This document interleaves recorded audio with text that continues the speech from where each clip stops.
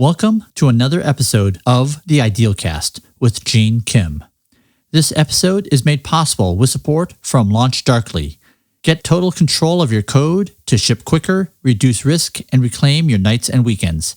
Head to launchdarkly.com to learn more. You're listening to the Idealcast with Gene Kim, brought to you by IT Revolution.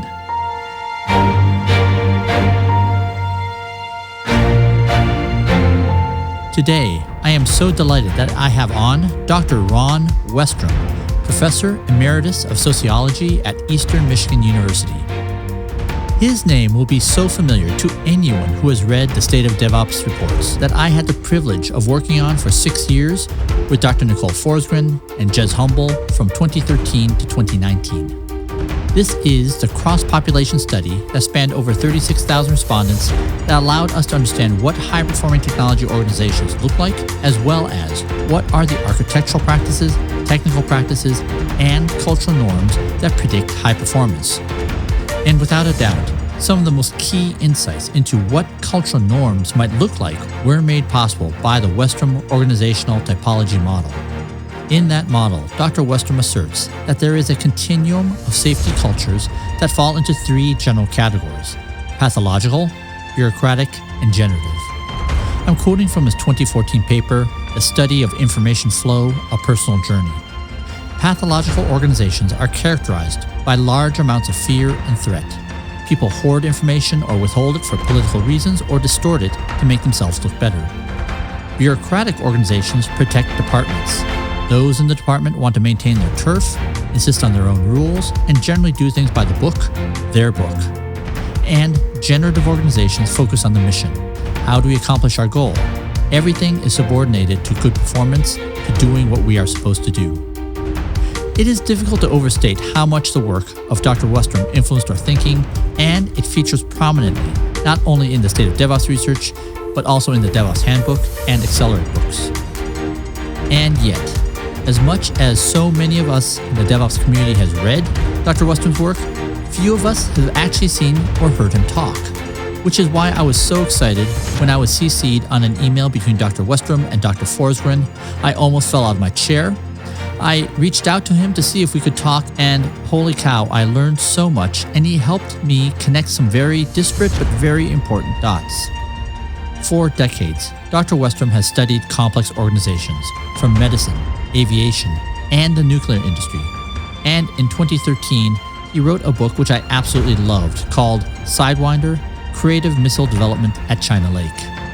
In this episode, we'll learn about why so much of the body of knowledge around safety culture comes from sociology as opposed to psychology, how he views the stark contrast at NASA between the highly experimental culture of the Apollo space program versus what has been characterized as a highly compliance-driven culture of the US Space Shuttle program.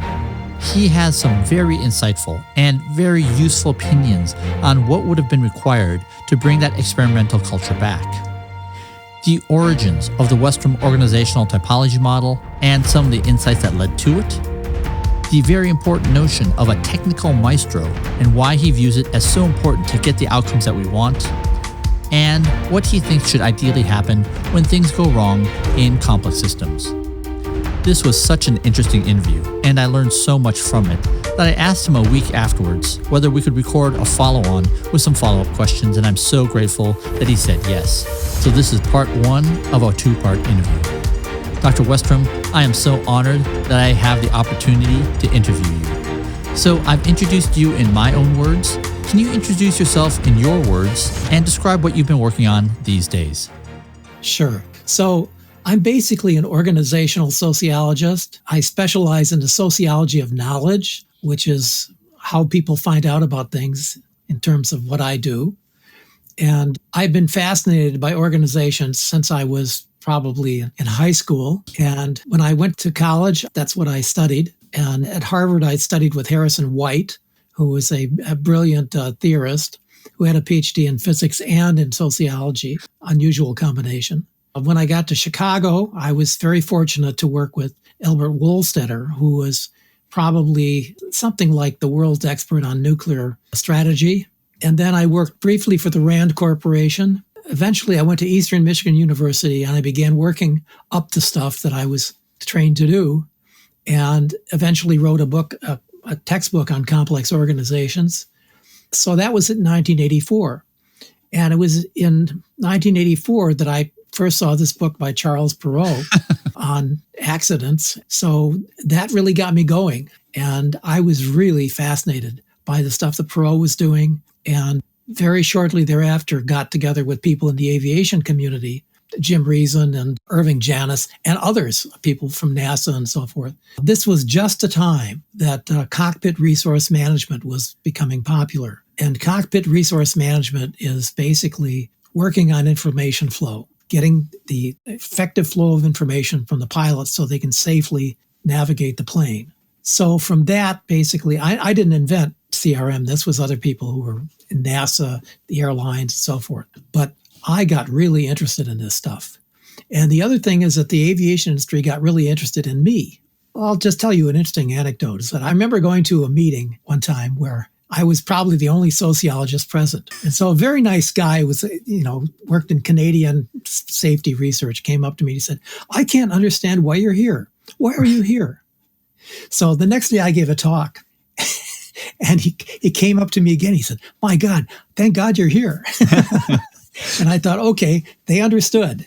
So really what I was talking about was the culture of aviation. What is it that makes an aviation organization effectively process information? So that then became the focus of the things that I did subsequently. And I've been writing things for, aviation safety and medical safety and so forth since then as a result of basically those early responses by people out in the organizational field to, how they were doing their job. And it's sort of funny. I remember somebody coming up to me at a meeting one time and said, "Are you the famous Ron Westrum?" And I said, "I don't know that I'm famous, but I'm Ron Westrum." And so that has been the response, is that people really like the cultural types that I came up with, and they find them very useful in interpreting organizational behavior. Is there an easy answer for why is it that so many prominent figures in the safety field come from sociology? In fact, for that matter, I wouldn't even claim that I understand what sociology is. I suspect you would not find it at all surprising. Can you help educate me on? Yeah, I'll tell you the truth, which is the important part.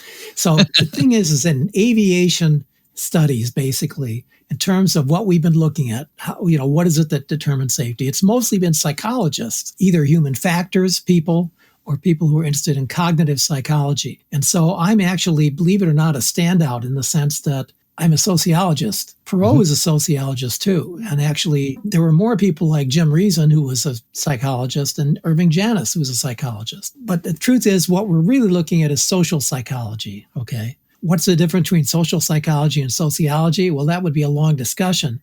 But suffice it to say that the social psychologists tend to look at these things more as a psychological phenomenon, and sociologists tend to look at it as an organization or a group phenomenon. Gene here. Okay, that was super interesting. The perspectives one brings when one comes from psychology, which is grounded in an individual's perspective, or when one comes from sociology.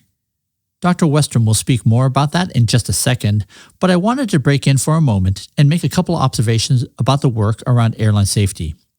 He mentioned CRM, which is Cockpit Resource Management, or sometimes Crew Resource Management, which is widely heralded as a breakthrough in improving flight safety by how flight crews are trained.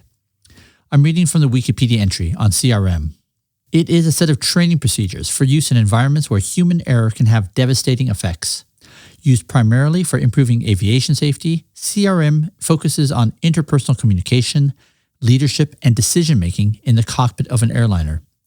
Its pioneer is David Beatty, a former Royal Air Force pilot, and who later wrote a book called The Human Factor in Aircraft Accidents, first published in 1969.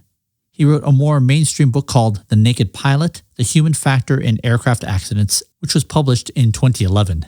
The term cockpit resource management was coined in 1979 by a NASA psychologist, John Lauber, who had studied communication processes in cockpits for several years.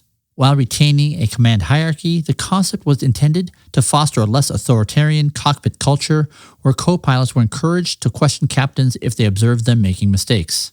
CRM grew out of the 1977 Tenerife airport disaster, where two Boeing 747 aircraft collided on the runway, killing 583 people.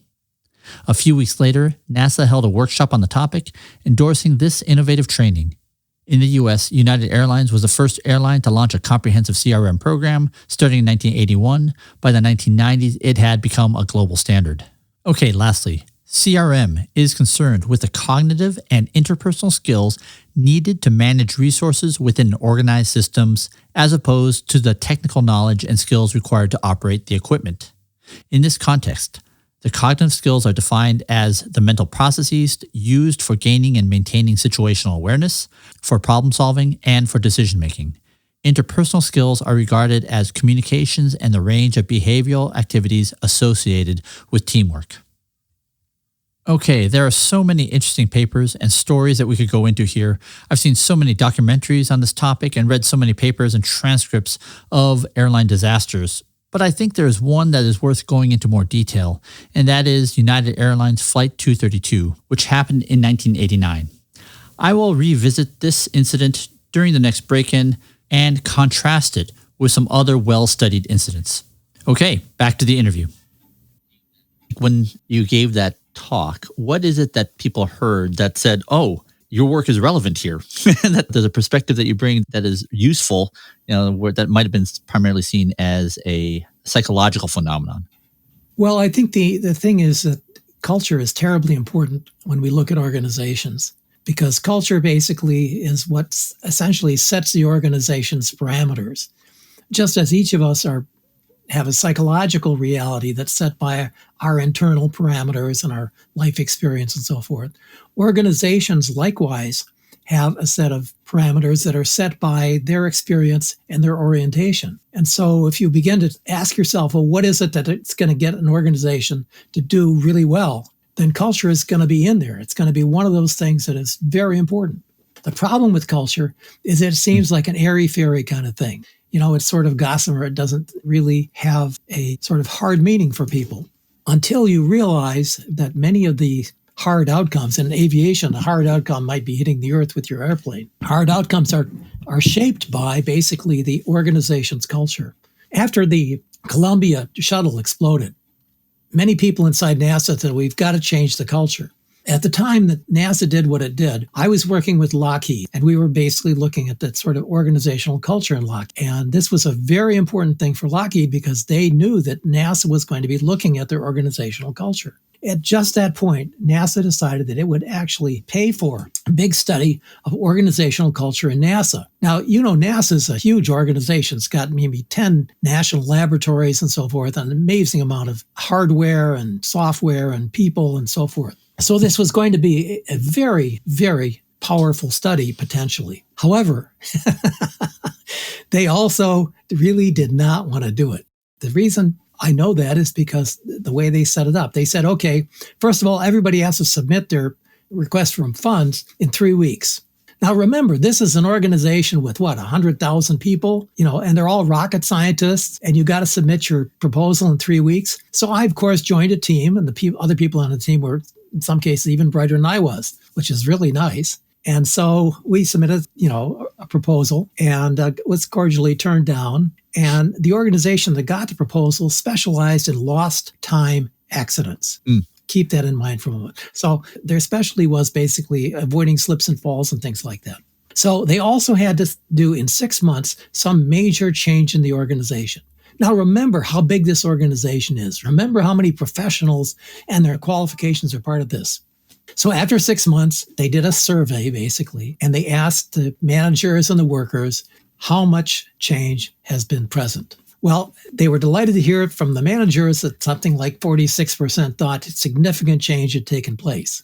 Okay, well, the punchline. When they asked the workers, it was like 18% said, significant change had taken place. Now, this is a difference that we see in a variety of different organizations when basically management does something that it thinks is impressive that the workers don't. This is true in medicine. It's true in aviation. It's true in all kinds of things. So basically nothing important had happened. Okay, now that's what you'd expect after 6 months. So a couple months after that, NASA decided that they had fixed the culture. of the entire ecosystem of suppliers and operation. I mean, what's the scope here? That's right. The entirety. It's a joke. Yeah. It's a joke. And so, of course, they then fired this organization, I don't need to name it, that had been doing this study because he said, you fixed a culture. Well, I can't tell you how stupid this was. And then if you believe that, you were stupid, because it's going to take more than that to do it. And typically, by the way, unfortunately, it takes a change of leadership to make a big difference like that, okay? You can get changes in organizations in a short time, but it really takes doing. And usually that's for a smaller organization. I mean, many people have read the story of the USS Benfold. There's a book called It's Your Ship, SHIP. Abrashoff, right? Abrashoff, yeah. I mean, and you find this, everybody has read this in the nuclear business and stuff like that. It is a great book. Now, the interesting thing about Abrashoff's book is basically he apparently didn't have any training in how to create a generative environment, but he managed to do it basically in about 6 months. Keep that figure in mind, 6 months, okay? He took his ship from being essentially on the bottom of the performance continuum to the top, okay? But this is a ship. There's 300 people, 300 sailors, male and female, on board. You can do that. If you're talking about NASA, this is a huge organization, and it's going to take a lot of work. And I knew from the nature of this project that they had really not made any difference at all. If you looked at the people that they hired to do it and so forth, they were not cultural specialists. They were good on basically getting people to communicate and so forth, but not the kind of change you needed. And so the whole thing was basically a shuck. It was an enormous shuck. And here is one of the biggest organizations in the United States, probably one of the most important in the long run. And here we have people who know basically nothing. That's really a terrible statement, but it's true. Basically nothing about organizational culture. So it's not surprising to me then that basically NASA hasn't changed that much. And I don't want to go into the politics of NASA because this is not something I'm an expert on, but it certainly, looking at it from the outside, you have to notice the difference between what happened with Apollo 13 and what happened with the Challenger. I mean, here's a perfect example. You want to talk about culture? Here's a perfect example. Apollo 13 was one of the examples of generative culture at its best. And the people in NASA basically felt failure was not an option. Eugene Kranz said, basically, we are not going to lose those astronauts. Whatever we have to do, wherever we have to go in the world, whatever processes we have to go through, we are going to get those men back. It's very, very strong commitment. And the reason there was a strong commitment is that Kranz had been, in NASA at the time they had the Apollo 1 fire where they killed 3 astronauts. They burned to death. And so he had decided that after that, that was not going to be the way it was. He was going to change the culture. He's going to make sure that they would not do anything that was irresponsible. So we go forward basically, essentially a couple of decades, and all of a sudden we have a different NASA. It's not all of a sudden, but it's gradual. But all of a sudden we have a very different kind of culture, a culture that is very bureaucratic, a culture that is much more concerned about schedules than it is about people. And we have a spaceship that's out in space, and we have a mission, a control team on the ground who really don't seem to care about what happens to these astronauts, because they saw in launching Columbia that there had been a foam strike. Now, foam doesn't sound like a dangerous substance, but of course it's a matter of how fast something strikes your ship. So there was an engineer. He was so concerned about this. He wanted the Air Force to take pictures of the shuttle and make sure that it wasn't damaged. From a satellite, retest the satellite so they could actually examine. I don't know how the Air Force was going to do this, okay? But basically they said, okay, we'll do that. The mission management team found out about the request and they canceled it. They said, we don't need to do that. This is not a mission safety problem. This is simply a scheduling problem. It wasn't. That ship was damaged. And very shortly thereafter, when the ship tried to re-enter the atmosphere, it was destroyed. All those astronauts, 8 people, died immediately when this thing exploded. How did this happen?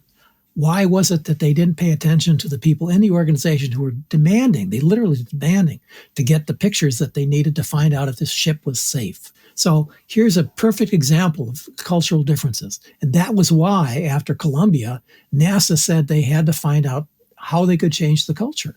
Here we get to the crux of the matter. So how are you going to study culture then? Because clearly what was going on with Apollo 13 was exactly what you want to see. High commitment, high competence. And in the end, the astronauts were brought home. I think if you read the story of Apollo 13, it will absolutely blow your mind how complicated it was to get that ship back to Earth safely and those astronauts back on an aircraft carrier. By contrast, what happened with Columbia is horrible. They literally, the mission management team was only convened for about 2.5 weeks. Of those 2.5 weeks, they took 2 weekends off. So here were the astronauts in space, hoping that they were safe, and the mission management team was ignoring the problems that menaced their health. So, and I'm sorry I forgot the name Rodney Roca. He was the engineer who had made such a fuss. He was, responsible for structural integrity. All right, so here's an example of where culture is important. Even though it's hard for many people to envision culture, and especially it's hard if you don't have a way of measuring it. How do you measure the culture of an organization? And I think that's probably one of your key questions. How do you do that? And so the thing is that unless you can measure, you have no idea what's going on with the culture. But what you do know, and this is a perfect example of this, what you do know is that the culture makes a difference in how everything comes out. Gene here. I just wanted to break in quickly and give some more information on what Dr. Westrum was just referring to. Because, believe it or not, this also came up in the workshop that I took at MIT with Dr. Stephen Spear in 2014.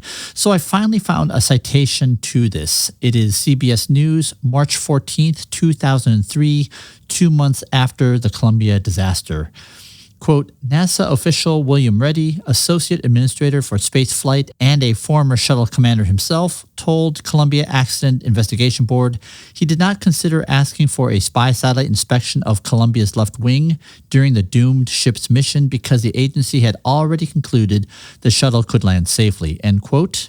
The article goes on to say that decision has been the subject of second guessing and criticism in the wake of the disaster. In the days after the mishap, Shuttle Program Manager Ronald Ditmore said no request for satellite imagery was made because the resolution of the imagery, based on past NASA experience, would not be high enough to reveal damage to individual tiles and because Boeing analysis had concluded Columbia could land safely. During Columbia's mission, however, Wayne Hale, a senior flight director now serving as launch integration manager at the Kennedy Space Center, made inquiries about the possibility of Air Force help inspecting Columbia, but those initial efforts were terminated by senior management. Quote, the Space Shuttle program did not want any data, and in fact, there was never a formal Mission Operations Directorate request made from the flight dynamics officers or the flight director. Steve Stitch, a flight director himself, wrote in an email to a colleague. End quote. So, of course, just like in any post-mortem, we know the dangers of playing would have, could have, should have. With perfect knowledge of the past, we can always come up with better decisions, but it doesn't actually usefully inform whether we'd make better decisions in the future. But the story does seem to affirm Dr. Westrum's notion that there was a real cultural difference in the appetite for information that NASA had between the Apollo era and the Space Shuttle era. In the introduction, I had given an abbreviated version of the Westrum organizational typology model. I'm going to read the entire table that you are likely all already familiar with.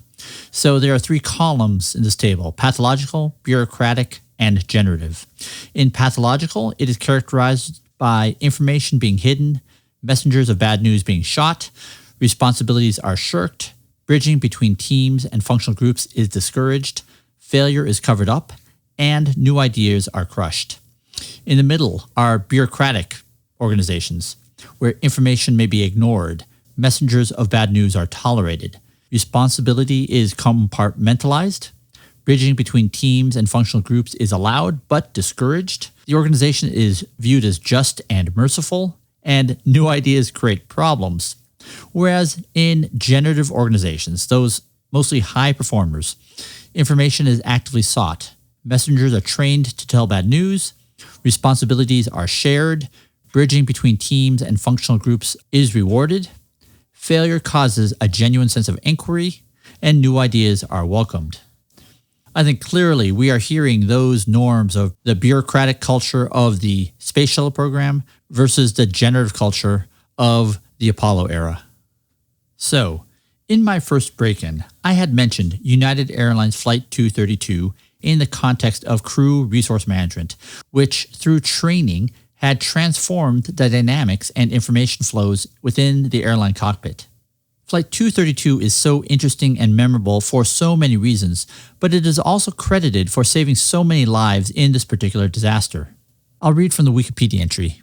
This was a regularly scheduled flight from Denver to Chicago on July 19, 1989. The DC-10 serving the flight crash-landed at Sioux City, Iowa after suffering a catastrophic failure of its tail-mounted engine, which led to the loss of many flight controls. Of the 296 passengers and crew on board, 112 died during the accident. Despite the deaths, the accident is considered a prime example of successful crew resource management because of the large number of survivors and the manner in which the flight crew handled the emergency and landed the plane without conventional control. I remember reading the cockpit transcript of this flight back in 1995, back when I was a graduate student at the University of Arizona. And then I remember reading a lecture that the captain of this flight, Captain Al Haynes, gave at the NASA Ames Research Center on May 24, 1991. Last night, I read the transcript of that lecture, and it is as riveting as I remember it being when I first read it back in 1995, 25 years ago. I'll put a link to it in the show notes. I'm guessing it was probably an hour lecture. I'm going to read two portions of his talk. The first is the nature of the failure. He said, well, on July 19th, Murphy's Law caught up with us and we did lose all three hydraulic systems. And as a result, we had no ailerons to bank the airplane. We had no rudder to turn it, no elevators to control the pitch. We had no leading edge flaps or slats to slow the plane down, no trailing edge flaps for landing. We had no spoilers on the wing to help us get us down or help us slow down once we were on the ground. And on the ground, we had no steering, nose wheel or tail, and no brakes. So what we went through today on one of the simulators was the throttles on the number 1 and number 3 engine to control us. So I'm imagining that earlier in the day, they must have had all the people attending the lecture go into a simulator to experience what it was like to try to control that aircraft. That must have been incredible. And then later he talks about CRM. He says, as for the crew, there was no training procedure for a complete hydraulic failure. We've all been through one failure or double failures, but never a complete hydraulic failure. But the preparation that paid off for the crew was something that United started in 1980 called Cockpit Resource Management. All the other airlines are now using it. Up until 1980, we worked on the concept that the captain was the authority on the aircraft and what he or she said goes, and we lost airplanes because of that. Sometimes the captain is not as smart as we thought they were, and we would listen to him or her and do what they said, and maybe they didn't know what they were talking about. And that day, we had 103 years of flying experience there in the cockpit, trying to get that airplane on the ground, not 1 minute of which we had actually practiced a complete hydraulic failure, not one of us. So why would I know more about getting that airplane on the ground under those conditions than any of the other three?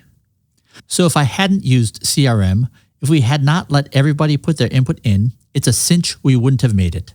He continues, if you read the cockpit voice recorder transcript, there's a lot of that going on.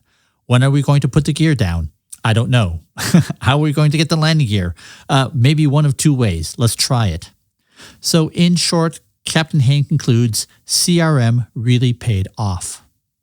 So one of the most famous and memorable aspects of this accident is that there just happened to be a DC-10 instructor in the cabin of the plane, Captain Fitch. Instructors have a reputation of not only having expertise, but also having lots of experience. So Captain Fitch joins the cockpit crew and stands in between Captain Haynes and the co-pilot to control the throttles, which were the only means of controlling the aircraft. So here's what Captain Haynes said about that during the lecture. We were told that there was a DC-10 captain in the back who was an instructor, and we like to think that instructors know more than we do. So I figured maybe Denny Fitch knew something that we didn't. So we asked him to come up. Well, he took one look at the cockpit, and that's his knowledge. It was sort of funny listening to and reading the transcript because he's about 15 minutes behind us now, and he's trying to catch up. And everything he says to do, we've already done. And after about 5 minutes, that's 20 minutes into this operation, he says, we're in trouble. We thought, that's an amazing observation, Denny. Laughter in the audience. And we kid him about it, but he's just trying to catch up with our thinking. We're 15 minutes ahead of him. When he found out that he didn't have any new knowledge for us, he says, "Now what can I do to help?" I said, "You can take these throttles." So he stood between us, not kneel on the floor as the news media said. He took one throttle in each hand, and now he could manipulate the throttles together. With the number 2 throttle frozen, we couldn't get a hold of the throttles together. He could. And we said, "Give us a right bank, bring the wing up. That's too much bank. Try to stop the altitude." He'd try to respond. And after a few minutes of doing this, everything we do with the yoke, he could correspond with the throttle. So it was a synchronized thing between the three of us, with Dudley, I think that's a flight engineer, still being able to do all of his communications. So that's how we operated the airplane, and that's how we got it on the ground. So it is amazing to me that in the middle of this emergency, they decide to integrate a new member onto their team. They quickly assessed the skills that he had, which was not as revelatory as they might have hoped, but they integrated him into the effort to control the airplane and ended up landing on the ground. So clearly, this was not an individual effort, the realm of psychology. It was a collective and very dynamic effort from a group of individuals, the realm of sociology. One last side note. In the lecture, Captain Haynes also mentions the interaction that they had very early in the emergency with the San Francisco area maintenance crew. Those are the maintenance experts sitting in San Francisco for each type of equipment that United flies. They have all the computers, all the logbook histories, the history of the aircraft, all the information that they can draw upon to help a crew that has a problem. And as he says, unfortunately, in our case, there was nothing they could help us with. Every time they tried to find something that we could do, we had already done it or couldn't do it because we had no hydraulics. So take that phenomena of Captain Fitch being 15 to 20 minutes behind the cockpit crew. This was even worse. In the last episode, I talked about the slower integrated problem-solving paths that occur when you go up and down the organizational hierarchy, and the much faster integrated problem-solving paths when it's within a team or across teams along sanctioned interfaces. And the fast and slow being a proxy for 4 characteristics: frequency, speed or latency, granularity, and accuracy. And operations favor the first 2 of frequency and speed, whereas planning, preparation, and assessment favor granularity and accuracy because we don't want to make plans on categorically false information. I think the dynamics of the cockpit inside of United Flight 232 presents such great examples of these. Examples of these slower cognitive activities include establishing the CRM protocols, training and rollout across all United States airlines, setting up those maintenance crews, say at the San Francisco airport. Whereas the faster integrated problem solving include figuring out how to keep the plane flying, assessing whether the maintenance team can actually help, in their case it didn't, assessing whether and how Fitch could help, and integrating him into the flight operations and establishing the new roles and responsibilities. And holy cow, reading the actual cockpit transcripts, it's amazing to see how lossy the communications between the cockpit crew and air traffic control was. Often there were significant misunderstanding, lots of need for repetition. In the lecture, Captain Haynes described his frustrations at the time with communications, and he had delegated all external communications to his flight engineer because his focus was very much keeping that plane flying and figuring out how to get the plane landed on the ground. Okay, we started this break-in by comparing the appetite for information within NASA during the Space Shuttle era versus the Apollo era. Before we go back to that interview, I just want to mention that one of my favorite scenes in Apollo 13 was the scene where they have to figure out how to change or connect the CO2 filter in order to save the astronauts. Gene Kranz, as played by Ed Harris, said to all the engineers, "Go figure out how to fit a square peg into a round hole." In the next scene, the engineers are assembled with the mission of how to fit this, a big square plug, into that, a smaller round plug, using only that, a bunch of parts, including what look like spacesuits, tubing, and duct tape. In this case, the Apollo 13 astronauts were able to leverage the slower cognitive problem-solving capabilities of an enormous group of talented engineers to help them get safely back home. In contrast, United Airlines Flight 232, because of the nature of the emergency, the only experts of diagnosing and flying a plane that had lost all 3 hydraulic systems were in that cockpit. Okay, Back to the interview where Dr. Westrum talks about the continuation of his quest to understand the dynamics of generative organizations. Basically, I started on this with research and development because I knew that the nature of successful R&D teams had to be very different than the typical sort of bureaucratic organization where you do things by the book and so forth.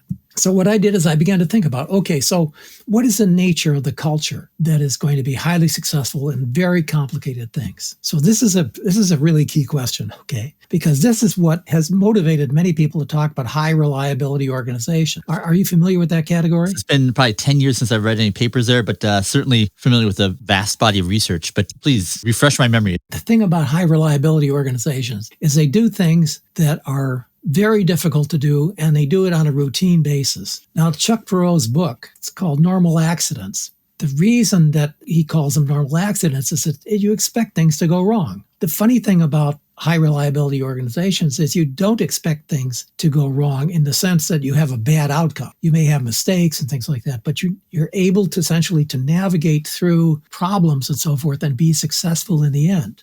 Well, Perot was very pessimistic about this. And I think if you look at third world countries, I would agree with Perot that you expect things to blow up. You expect trains to go off the rails. You expect airplanes to fall out of the sky. But ordinarily, we have people who manage high reliability organizations and they're successful. I mean, aviation is a perfect example of that. In spite of the fact that we have things like the 737 MAX and so forth, on the whole, basically, aviation is amazingly safe compared with, let's say, medicine. You're much more likely to die in a hospital, basically, than you are in an airplane. I know basically a couple people whose spouse died as a result of infections that they got in the hospital when there had been a successful operation. One of these people was a very close friend of mine. And so it's heartbreaking when you've done a successful and difficult surgery and so forth. And then the patient, while recovering in the hospital, catches an infection, and eventually that patient dies as a result of the infection. Obviously, this is something people have worked on in medicine a lot. And there have been a lot of solutions to this, even in Michigan. By the way, we had a project called the Keystone Project, which was aimed essentially at eliminating a lot of the dangers of infection. And it was fairly successful. So the thing about high reliability organizations, though, is they do difficult things on a routine basis with good outcomes. In the third world, this is typically not how it goes. You don't expect things to be successful because so often, as I say, the train goes off the rails or the nuclear reactor explodes or airplanes fall out of the sky and so forth, often from very petty kinds of things. So high reliability is something then that is an example of a culture. It takes a certain kind of culture to be able to manage, for instance, an electric grid or a nuclear power reactor.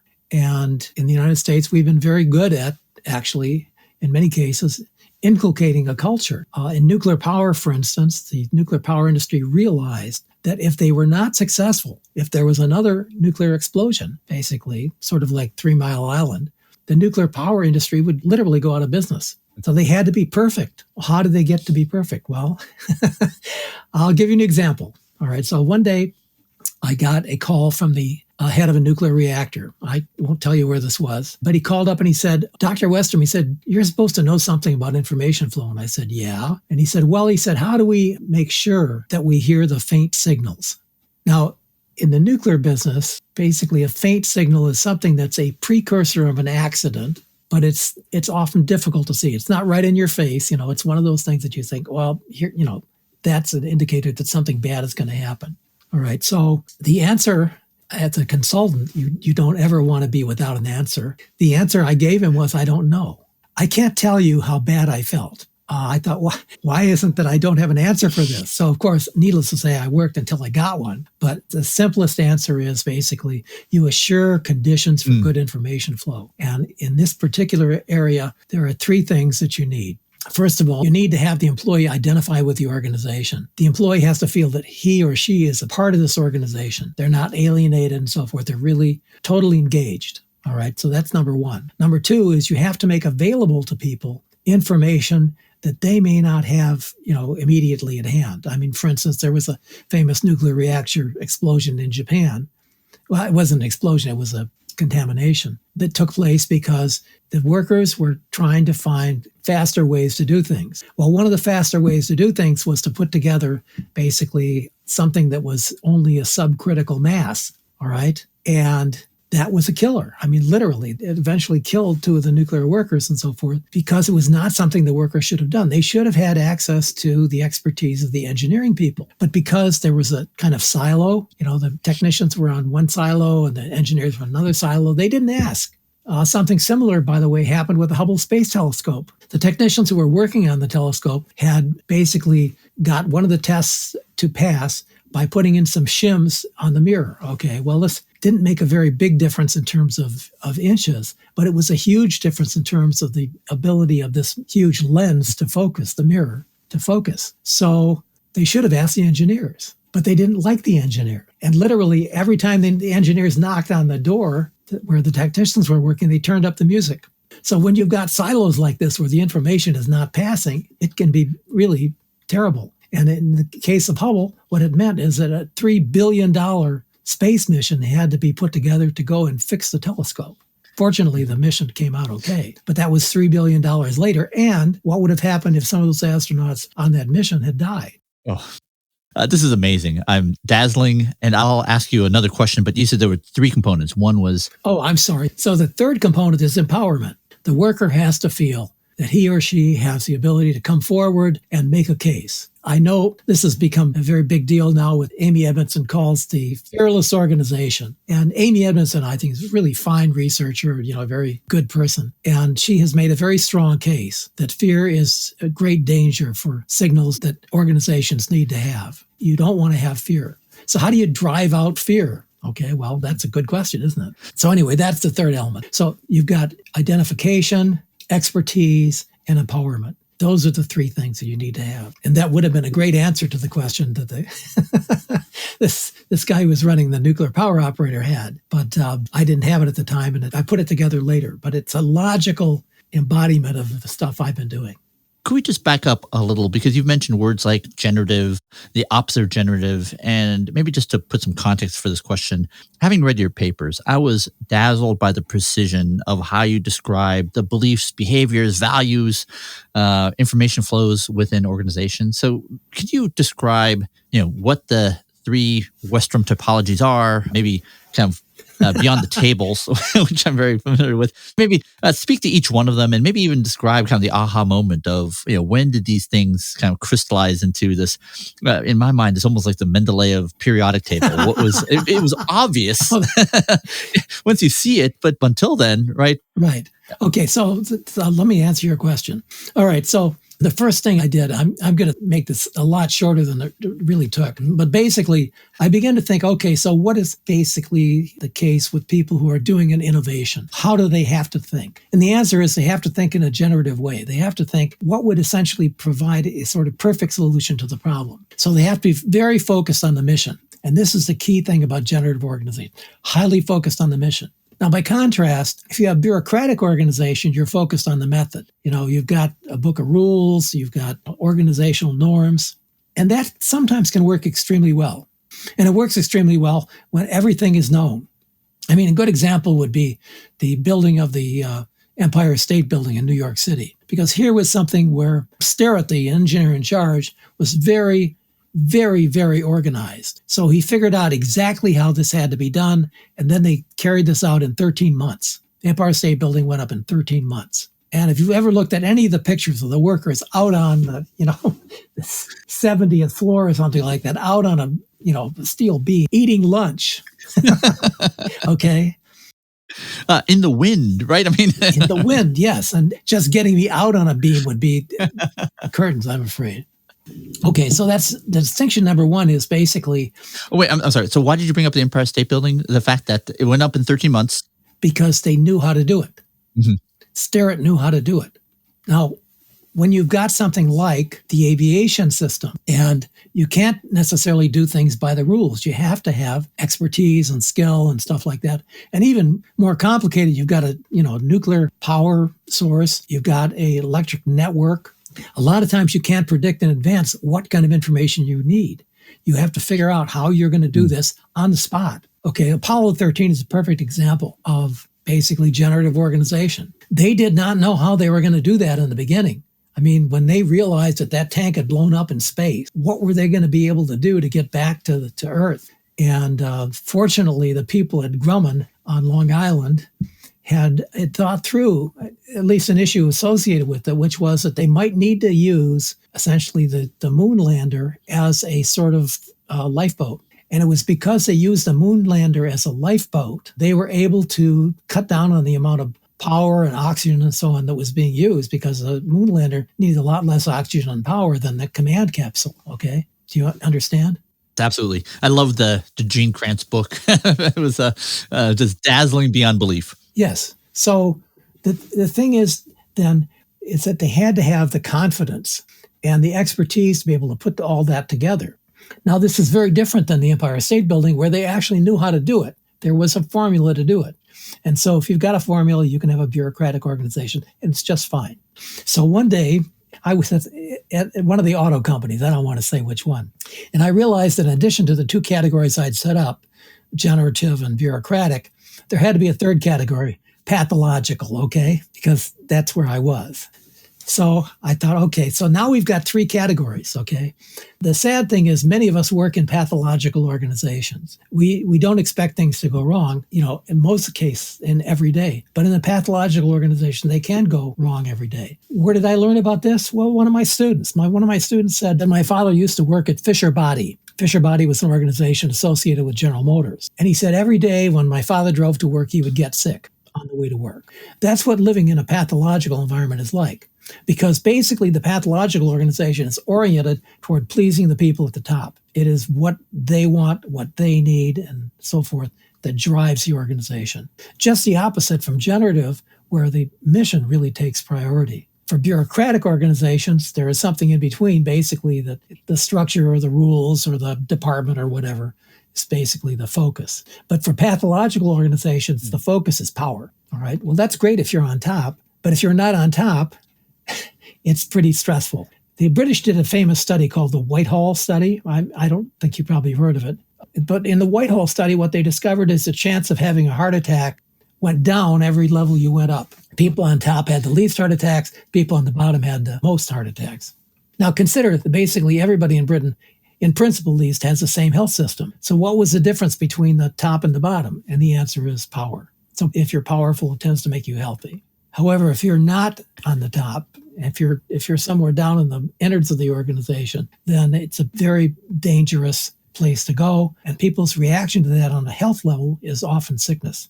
So I won't ask you about your organization, but I have asked people in big meetings that I've gone to tell me what the organization was like. So let me just give you an example. I went to the United Auto Workers. I won't tell you which auto organization this was from, but basically I had about 50 people from 50 factories. And so I said, okay, you tell me, which is your organization, generative, bureaucratic, or pathological? All right. I knew the organization very well because I'd worked there in the past. So here's how it came out. There were, as I expected, something like 20% were pathological. I expected a higher number for that, by the way. About 70% were bureaucratic and 10% were generative. And I thought, I wonder if it's really like that. So I talked, after I gave my talk, I talked to one of the guys who came from a generative organization. I said, tell me what's generative about it. And he said, we never do anything without management giving us a heads up and so forth, or us giving them a heads up. So we work together on a cooperative basis. Now, interestingly enough, people in Britain did a study of pharmacies and tried to figure out what was the sort of cultural level that pharmacies had. The people in the pharmacies resolutely refused to believe there were any generative organizations, because in their experience, that is not how it went. I'm sorry. I just want to make sure I got your point there about United Auto Workers. The fact that the 10%, 20% that you said was generative, 10%. Okay, let me go through it again. So I said I wasn't surprised to find out 20% of the organizations that they came from were pathological. Right. And obviously, a lot of them were bureaucratics, 70%. Okay. But I was really surprised to find there were any generative organizations to this bigger organization. Right. And did what you hear kind of satisfy your definition of generative, the fact that they seem to be working together towards a common objective? I'll tell you what. What I did is I gave them a list, the same list that was used by Jez Humble and the stuff with the state of DevOps research, yes. Yes. So I used that same scale. And then I said, and I took these three categories. I said, now tell me what I didn't put in. And for each of these things, generative, bureaucratic, and pathological, they came up with additional identifiers. I looked over the list and there wasn't anything that I disagreed with. I mean, they got it. Okay. They understood. The fact is that, once you've got this stuff, it's a very powerful tool for helping you understand what's going on in your organization. I just wanted to break in to add a little bit more information about that Whitehall study. I am reading directly from the Lancet paper. The Whitehall study of British civil servants began in 1967 and showed a steep inverse association between social class as assessed by the grade of employment and mortality from a wide range of diseases. Between 1985 and 1988, we investigated the degree and the causes of the social gradient in morbidity in a new cohort of over 10,000 civil servants. In the 20 years separating the two studies, there has been no diminution in social class difference in morbidity. We found an inverse association between employment grade and prevalence of a whole host of diseases. Self-perceived health status and symptoms were worse in subjects in lower status jobs.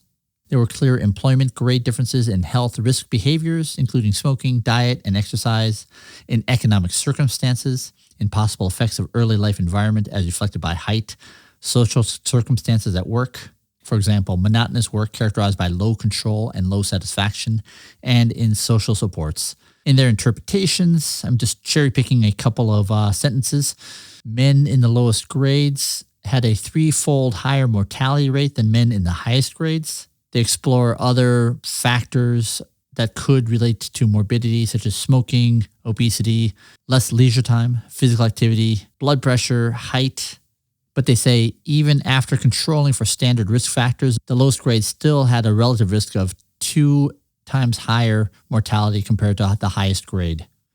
They conclude one possible explanation of the remaining differences is job control and job support. Blood pressure at work was associated with job stress, including lack of skill utilization, tension, and lack of clarity in tasks. I will put a link to this paper in the show notes. So, yikes. Here is my reaction. The goal of this podcast is to explore how we can truly unleash human creativity, both in service of better achieving organizational goals, but to also better serve the goals of everyone in that organization. I've heard so many stories about how in generative organizations such as Toyota, Alcoa, the Sidewinder Missile Project in Dr. Westrum's book, people talked about their time in those organizations representing the most satisfying point in their career. I think what the Whitehall study shows is that there is a terrible cost and human toll of creating organizations where we don't achieve this ideal, that it robs people of a sense of importance, of challenge and satisfaction in what they do, and even shortens their lives. Okay, back to the interview. And I can personally attest, the community, your instrument resonates so widely. And I would say probably as a population, they probably resemble very much the population that you studied. I'll tell you, I was a little bit surprised actually researching this call. I looked up the word generative and it didn't actually mean what I thought it meant. It was actually a pretty sterile definition, capable of producing. Can you talk about what generative means to you? Why did you choose that word and maybe what other words you had considered? Absolutely. That's a great question. Actually, the truth is that I've always struggled with what do you call the organizations that can do this, okay? Generative is what I ended up with in the end, but you could also call them creative. But the thing is if you're in the safety business, though, what is it that's going to make you an effective organization that you can fix the problems that you got? In fact, that's probably the best definition of generative, is that you can fix the problems that you've got. Other people have asked me, said, why do you call it that? You could call it something else. I said, good, give me a better word for it. Nobody has got a better word for it. Now, if you want to call them high reliability organizations, you can call them that. But it doesn't have this exact meaning. It's pretty close. Yeah. But I think the high performing organizations that I've looked at least 80% of them are generative. There are a few I don't know, outliers. And I would pick nuclear, the Navy's nuclear power thing. Yeah. I'm not sure it's generative, okay, but they have good results. They also have some side effects. There are some stuff that they probably would not like to talk about where nuclear materials were mishandled. But in terms of innovation, being able to get those things into ships and get them working, they're really good. There's two places I'd like to go. When you talk about Dr. Amy Edmondson's work, so she actually wrote a paper with Dr. Michael Roberto about the two NASAs. That there's kind of one NASA that was, the Apollo 13 era, where it was, as Gene Kranz put it, high risk, high gain, right? Exploratory cultures, I think is what they called it, where, the weak signals would amplified and pounced on because they knew they could jeopardize the achievement of the mission, human life, and so forth. And then she called the space shuttle era like compliance culture, where it was all about, maintaining an operational tempo, about low cost access to space, frequent access to space. And then that takes priority over everything else. So if you could go back in time and wave a magic wand, what would have happened as a result of the Challenger accident? What would you have wanted to have happened? How would you have driven out fear? Paint that story. Well, Challenger is a little different than Columbia, but basically, I gave a talk one day, and actually the safety director of the safety division for NASA was there that day. All right. And I said, the thing is that you want an organization that can learn. You don't ever want to have the same accident twice. And I said that the Challenger and Columbia is almost like having the same accident twice. He agreed with that. Yeah.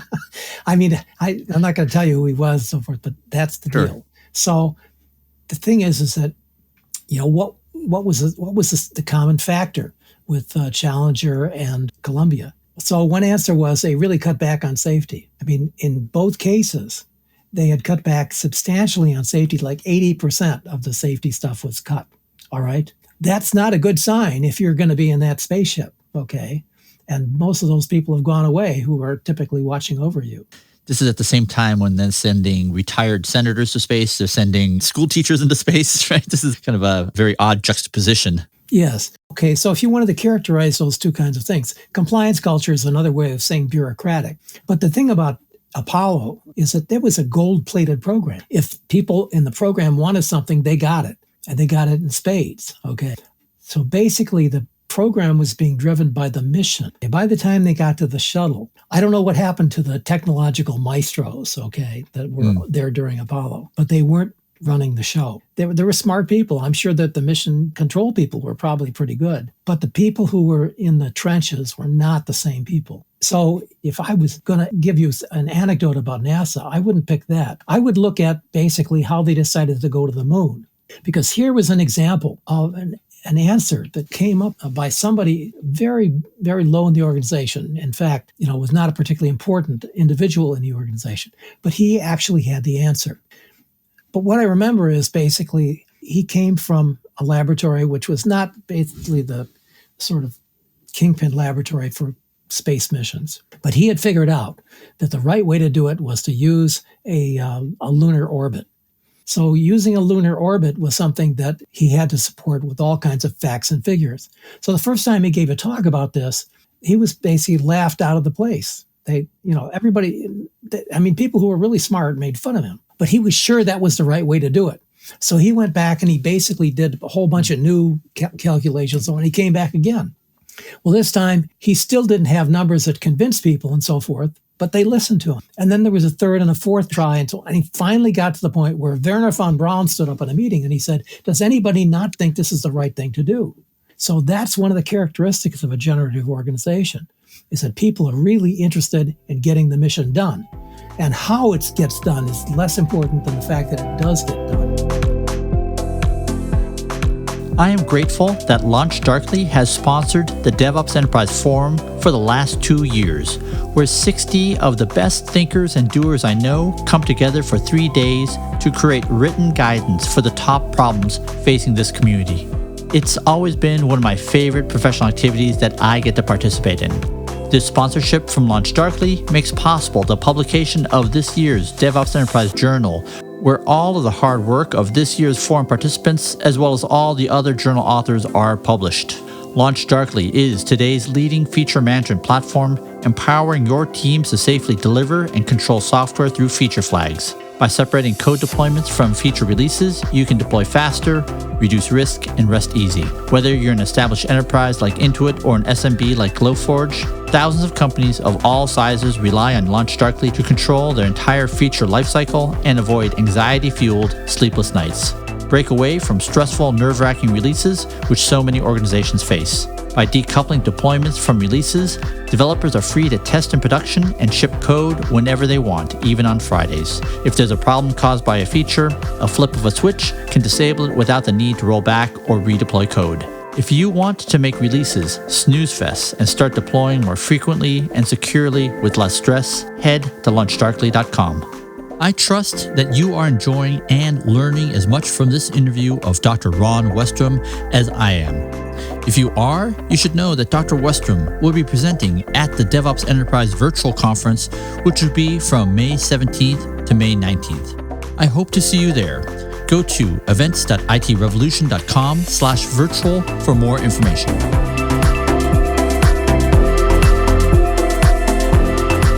Got to take my son to the Mars Curiosity 2020 lander at JPL the day before it shipped off to Florida. It was so great.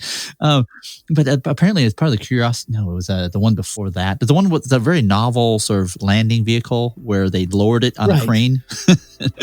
They had a Nova special on it, and it was apparently the same dynamic. He was the first time they showed it to people. I mean, they were laughed out of the room. And they actually showed how problematic it was, and yet it turns out that there was a culture that allowed that best idea to solve the problem.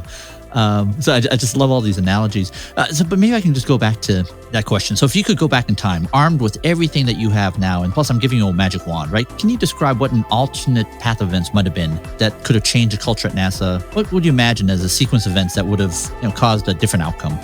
Well, what you have to understand essentially is that the organization's parameters are set by the people at the top, okay? So what they encourage, what they permit and so forth. And of course, all these things are affected by budgets. They're also affected by other external forces. If you have the right people at the top, basically, you can get the right people in the slots below them. A famous technologist named Jack Rabineau, who's a great American inventor, who had, I think, something like 230 US patents, had a series of laws about technology. And one of the laws was, if the boss is a dope, everybody under him is a dope or soon will be. Well, this is a very important point, because if you don't have an organization where people at the top are highly respected and really know what they're doing, then the people under them eventually are going to be like that. So this is a very important thing. So what I would have said about NASA is that you needed to put the people on top who made the right decision. Now, let's take Challenger as an example of this. All right. So the thing about Challenger was basically that I forget which director did this, but he would always ask, I think it wasn't Krantz, it was the guy who came before him, but he would always ask people at the beginning, should we do this mission or not? Just an up or down thing. You would think that, well, that's not very scientific. But the fact is that really forces people to choose what way they really want to go, what way they really think is good. And so the problem with NASA at the time of Challenger was they had to have a scientific proof, okay? And so the people from Morton Thiokol had to present a sort of scientific basis for what they did. But they weren't asked the question, well, really, is it a good thing to do this right now, okay? And so because they couldn't make a scientific, later analysis showed that actually the data was there. They just hadn't managed to process it yet. Despite that PowerPoint slide, that famous PowerPoint slide, Absolutely. Right. Yes, there's a famous guy named Tufte who's done study of graphics and so forth. And so, yes, he shows you the graphic that they used, which disguised essentially the fact that there was a relationship. So the fact is, if Wernher von Braun had been in charge instead of whoever was in charge in that, he would have said, well, what are you willing to go forward with this? You think this is a good idea? And they could have said no, just on their gut, okay?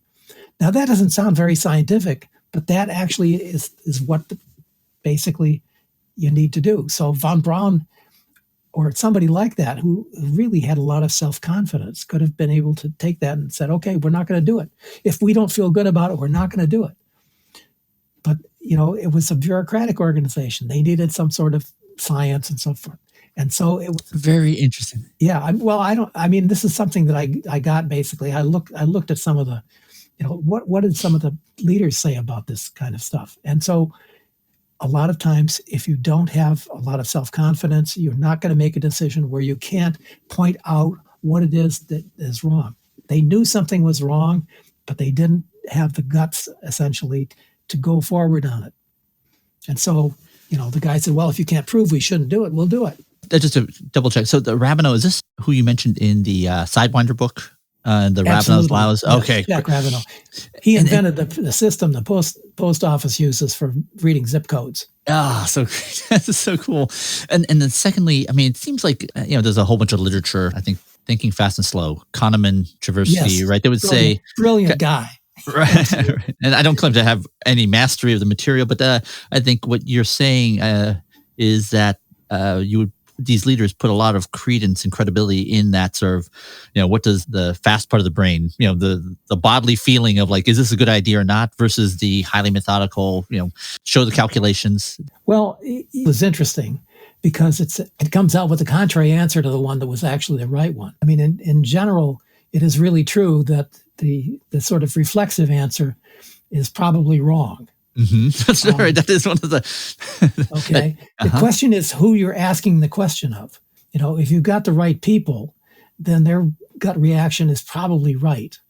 It's very difficult to make generalizations. You have to really look at the circumstances. But you're right. The Kahneman thing, I think Kahneman is an absolute genius. There's no question about it. I met Kahneman's pal. What was his name? Tversky, yeah. I met him one day. I had a very interesting discussion with him. He's a very, very smart guy. But, the two of them were just absolutely brilliant. Well, in fact, I'm not sure this is like one of the headliner findings in the state of DevOps research, but it's one that really just lingers with me.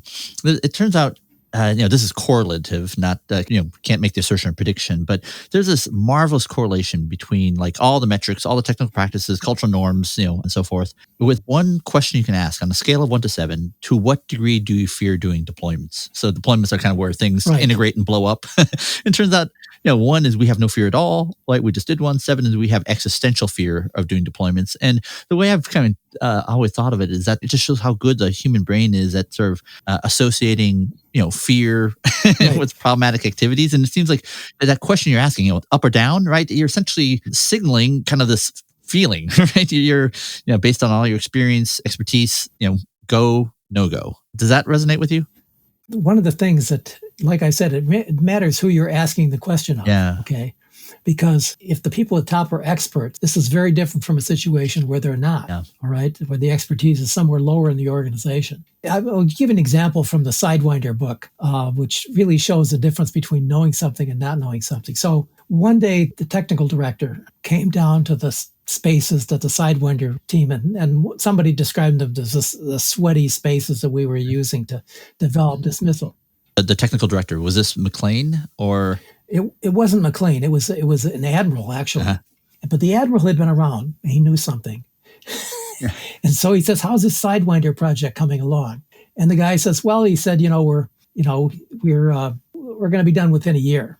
Aha, says the admiral. He said, well, have you solved this gyro problem? Because they had a problem with their gyroscope. And the guy said, well, no, we haven't solved the gyro problem yet. So the admiral says, well, here's what you're telling me. He said, you haven't solved your problems yet, but you're going to be done within a year. Is that what you're trying to tell me? And the guy who told me the anecdote said, at that point, I realized this guy really knew something. He had put this together. Yeah. And so that's the question. A gut reaction from somebody who's really knowledgeable is very different from somebody who's not. Yeah. This is so interesting. That law of, who's at the top matters a lot. And so now I'm wondering, I think in healthcare, and I don't claim any knowledge of the field, but I know that there's always been this question of like, can the head administrator really do their job without coming from a clinical background, without being a doctor? And so is there an obvious answer to that in your, do you have an opinion on that? I have an opinion, but this is not my expertise. But my guess would be basically, if you got somebody at the top who doesn't know what they're doing, then Jack Ravenel's law about the guy at the top is applicable, that probably the guy below him is not going to know what he's doing. You don't want a situation where the people at the top are going to settle for answers that are half-assed. That's incomplete from the people in the next level down. So I mean, my inclination would be, yes, find somebody who's distinguished enough so they can ask the kind of questions that are the searching questions. Yeah. And so that's in a generative organization that you have good people at the top because they know what they know. And if the people at the top don't know what they don't know, that's a very dangerous situation to be in. Can you describe what that looks like when there's a leader who knows? Can you sort of paint a picture? Absolutely. So let's look at the characteristic of a technological maestro. Okay, this is a term that is used in the history of technology a lot, technological maestro. So first of all, you're dealing with somebody who has very high energy. Okay, that's critical. The second thing is they know what questions to ask. Okay, that's critical. The third thing is they're good on the details too. And that's unexpected. You don't usually expect people who are good on the big things to be good on the small things. They also have to have a high standard, and they have to be willing to get immersed in the activity itself. So you would find, for instance, the chief of naval operations, if he or she is good, is going to be the kind of person who can ask the questions that could embarrass people at a lower level if they don't know what they're talking about. So this is what they told me at China Lake when I was doing the Sidewinder book. They said, we had directors who really knew what the story was. And the example about the admiral and asking questions, that's what they expect. They expect people to know what they're doing. So with the technological maestro, you have a very different situation because here's the guy on top. Not only, it could be a gal, right? Not only knows what the key questions are, but they know in detail what's probably going on. Okay. And so a lot of times you'll find with chiefs of naval operations, they'll go walk around at night and ask people questions at times when they're low on blood sugar and so forth. And they're going to tell you the truth. You need people at the top who are highly knowledgeable. And that also will attract people below them. At China Lake, for instance, one of the biggest mistakes they ever made is they had some guy that didn't know what to do with. And so they kept promoting him upward. But Jack Rabineau's law about the boss being a dope, okay, is that basically what happened is the whole organization eventually became infected by this sin of ignorance and so forth because the guy at the top didn't know what he was doing. So when people below him were hired, it was this person who was making the decisions. Yeah. I got goosebumps twice. One is like the specific attributes of the technical maestro just deeply resonates with me, and I haven't been introduced to those characteristics. I'm going to look that up. Incredible. I think kind of in popular culture, Steve Jobs was one of those. Absolutely. Absolutely. Gene here. Holy cow, if you didn't notice, the notion of a technical maestro struck me as an utter revelation. You need a person with high energy, high standards, great in the large, great in the small, and someone who loves walking the floor, which I'll interpret as understanding the daily work of others. When I say revelation, I don't say that lightly. It seems something that is so very important. Once you see it, it's difficult or maybe even impossible to unsee it. After all, how can you have greatness if the person at the top doesn't know what they're doing? This is made even more profound by something else that Dr. Westrum mentioned, which is Rabineau's rule number 23 of leadership, which is if you have a dope at the top, you will have or soon will have dopes all the way down. I mean, holy cow, right? Does that not summarize so well the conditions when things are going so incredibly well because of who's at the top, or when things are going so frustratingly and maddeningly not going well, again, because of who's at the top? So, of course, we have great examples that we can cite from popular culture of technological maestros, like, say, Steve Jobs. This obviously goes much further than someone with a high popular profile or charismatic appeal. What this concept reminds me of is a Harvard Business Review article that Dr. Steven Spear and I have discussed at length from Dr. Joel Podolny and Dr. Morten Hansen called How Apple is Organized for Innovation. It's a paper that, among many things, describes the functional nature of their organization and the need for their leaders to be very technical. There's lots of caveats, but one paragraph that stuck out to me was this. It reads, quote, One principle that permeates Apple is that leaders should know the details of their organization at least 3 levels down, because that is essential for speedy and effective cross-functional decision-making at the highest levels. If a manager attends a decision-making meeting without the details at their disposal, the decision must either be made without the details or postponed.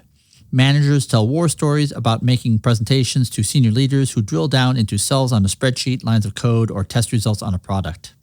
And these results seem very consistent with the concept of the technological maestro. I'll have more to say on this topic later, but for now, I wanted to give some concrete citations on this topic. It was surprisingly difficult to find references, but I did find some thanks to Dr. Westrum's Sidewinder book, which is so splendidly citationed. The term technological maestro comes from Dr. Arthur Squires. According to his Wikipedia entry, he was born in 1916 and died in 2012. He received his PhD in chemical engineering from Cornell University, was a member of the Manhattan Project, and was a professor at Virginia Tech. He wrote several books, including The Tender Ship, Governmental Management of Technological Change, which defends his thesis that governments are usually incompetent managers of technology projects. I'll put a link to his book in the show notes. And that gets to someone else who was mentioned, Jacob Rabinow, as in Rabinow's Laws. According to Wikipedia, Mr. Rabinow was a mechanical engineer who patented a number of revolutionary devices, including the first disc-shaped magnetic storage media, the magnetic particle clutch, the first self-regulating clock, and his famous reading machine, which was the first to use the best match principle, which was the basis for the reading, sorting, and processing machines used by banks and post offices. He held 209 patents. He was a VP at Control Data, won numerous awards. The best citation for Rabinow's Law about the implications of having a dope at the top is actually in the Congressional Committee on Science and Technology, where he was testifying on domestic and international scientific planning. It looks like in 1976. It's difficult to tell with the scanned copy that's in Google. I will put a link to that in the show notes. Okay, back to the interview, where I try to understand how the technological maestro concept would apply to Captain David Marquet, author of the book Turn the Ship Around, where arguably he didn't have any expertise because, as the story goes, he was trained on an entirely different class of submarine. What then? I guess the counterexample I would bring up is, there's a famous book that's up there with the Abrashoff book, the Turn the Ship Around by Captain David Marquet. And so their story goes, right, he was trained on a certain class or subclass of an attack submarine. At the last minute, got reassigned to a new one of which he was not prepared for. Right. And then, essentially had to radically delegate because, the expertise that he had was not particularly relevant for the submarine that he was assigned to. So is there anything to reconcile there, that he inherited the captaincy without the expertise that he needed? And so therefore he had to rely on, his staff, right, out of necessity. How do you reconcile or relate? So what you do is you look for the subordinates who really know something. Yeah, right. So it's a very similar book to Abrashoff's book in the fact that, very, very similar. In fact, it kind of was one of those worst to first stories. But here you take, all of Abrashoff's skills and take that away because, quote, he wasn't trained for that class of subs. I didn't tell the entire Abrashoff story. So when I read the Abrashoff's book, I thought this was a one-off.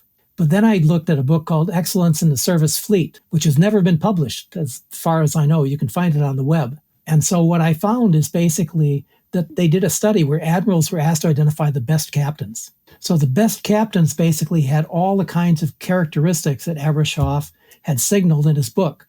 The study that I'm referring to was done before Abrashoff did his mission. In fact, if he had read it first, he wouldn't have had to invent all the things that he invented, okay? But basically, the key principles were already there. All the good captains had similar characteristics. They didn't all manage the same way, but they all had similar characteristics. They were very supportive of their men. They allowed people to be creative. They listened carefully to what people told them, and so forth. And I haven't read this other book that you're referring to, but I would expect that you would find it that he was a good example of the same kind of characteristics you'd find in the surface fleet. That he was very supportive of his men and that he was able to listen successfully to what people did. The ability to figure out which subordinates know what they're doing, though, is it's a characteristic that's not technical. It's Right. personal. Okay.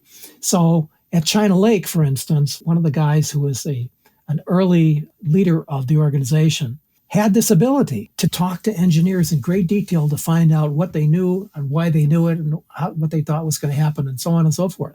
So you need to have this ability to be good with people as well as being good with the technical stuff. Otherwise, your hiring is not going to be at the level you need. It's interesting. As a person who comes from a technical background, I got my graduate degree in computer science. This will sound naive to the point of absurdity, but wouldn't it be great if people were more predictable? That like everything's easy, except for the people part, that people are so highly idiosyncratic. I mean, to what degree do you need someone at the top that is not just good with people, but phenomenal? A people person. Yeah. Literally. Okay. Well, sometimes if the guy on top is good technically, but not with the people, he needs another person working with him. Bill McLean, who was head of China Lake for a while, he would always get somebody else who was good at the administrative stuff because he was not, okay? He might be great with the technical, but he was not good at the other stuff. They had the intelligence to put him with somebody who had those people skills. And that saved them.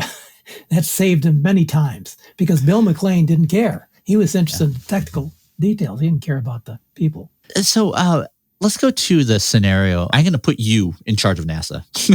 Right? You did such a great job in your investigation, the pilot, that they said, all right, you're the person in charge. That senior person's job, like I think most senior people, is to ensure the reliable and smooth operations of the organization, whether it's on time, on cost, et cetera. How do you achieve those goals and maintain kind of reliable and smooth operations without devolving into a culture of compliance? What concrete examples have you seen where leaders pull that off?